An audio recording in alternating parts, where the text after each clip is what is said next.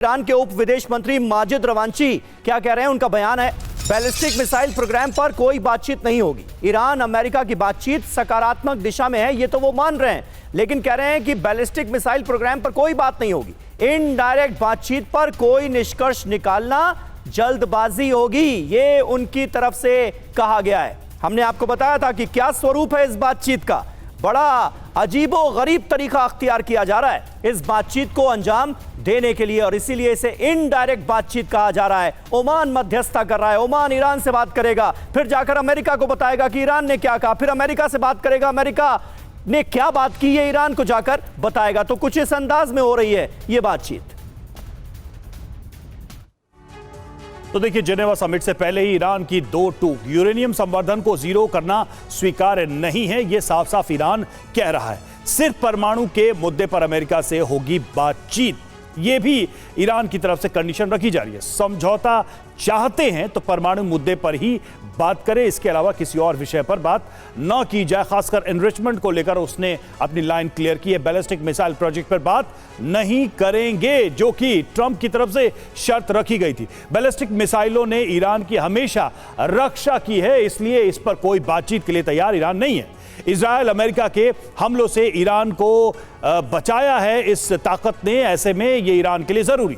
अपनी रक्षात्मक क्षमता से खुद को कैसे वंचित करें, ये ईरान ने कहा है। और देखिए, जेनेवा बैठक से पहले अमेरिका को धमकी, ईरान की सेना प्रमुख की ट्रंप को चेतावनी। ईरान से युद्ध अमेरिका के लिए सबक होगा, ईरान पर कोई हमला अमेरिका को सबक होगा।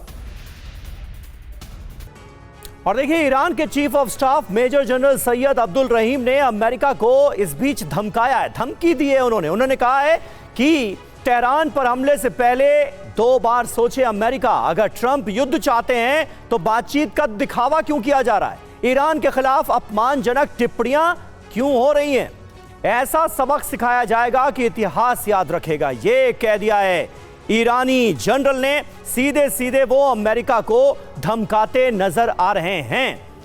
मनीष, कम से कम बातचीत से चंद वक्त पहले तो यह कहा जा सकता है कि बातचीत सकारात्मक रहेगी, ये हम उम्मीद करते हैं, ना कि अमेरिका और खास करके अमेरिका क्या डोनाल्ड ट्रंप का जो रुख रहता है, बातचीत होने वाली होती है तो उससे पहले भी वो धमकी दे देते हैं, नहीं माने तो ये कर देंगे वो कर देंगे। ऐसे माहौल में क्या उम्मीद की जाए कि वार्ता से निकलेगा कुछ?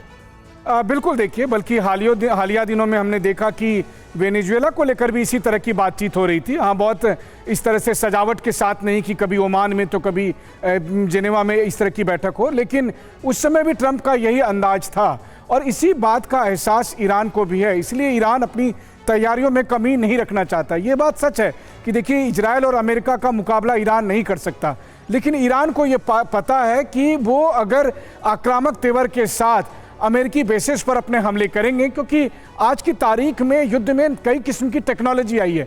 किसने सोचा था कि यूक्रेन जो है वो रूस के साथ 4 साल तक लड़ता रहेगा? सही बात है। किसने सोचा था कि यूक्रेन के सी ड्रोन रूस के बड़े बड़े वॉरशिप मस्कोवा और मार्कोव को डुबो देंगे? मनीष, ये जो हो रहा है जेनेवा में, ये क्या दिखावा है, ये इनडायरेक्ट बातचीत का क्या तमाशा हो रहा है? मतलब दोनों अलग अलग कमरे में एक दूसरे से कट्टी करके बैठे हुए और ओमान जाकर बता रहा है कि भाई उन्होंने ये कहा, उन्होंने ये कहा। देखिए, इसके पीछे दरअसल एक बात यही है कि अमेरिका दुनिया को यह बताना चाहता है कि देखिए, ईरान पर हमला करने से पहले मैंने बातचीत की कोशिश की थी, क्योंकि हमें यह ध्यान रखना होगा कि ईरान के भी अपने फ्रेंड्स हैं। भारत भी, अगर आप कहें तो भारत का भी आप देखिए, पिछले दिनों हमारे डिप्टी एनएसए ने विजिट किया था। रूस हो, चीन हो, और तमाम मुल्क ऐसे हैं जो मानते हैं, खास करके प्रेसिडेंट ट्रंप के नेतृत्व वाली अमेरिका से वो सहमत नहीं है, इसीलिए एक लेजिटिमेसी पाने की कोशिश कर रही है। लेकिन इस बीच में उनको तैयारी के लिए समय चाहिए, तो इसलिए बातचीत हो रही है जब तक पूरी तैयारी ना हो जाए। ठीक बात।